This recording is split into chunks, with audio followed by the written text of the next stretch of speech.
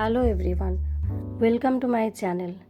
আজকে আমি কিছু আমার লাঞ্চের মেনু আপনাদের সাথে শেয়ার করব, যার মধ্যে ছিল একটু করলা সেদ্ধ, শাক, লাউ চিংড়ি, ব্যাঙ্গন ভর্তা, টমেটো সালসা অ্যান্ড ছিল স্যালাড।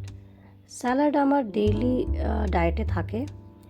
আজকে যে মেনুগুলো আপনারা দেখছেন সেগুলো সম্পূর্ণ হচ্ছে আমার বাড়ির লোকেদের জন্য। এখন আমি বেশ কিছুদিন যাবত আমার ওয়েট লস জার্নিতে আছি, তাই চেষ্টা করি যে নিজের জন্য একটু আলাদা কিছু বানিয়ে নেওয়া।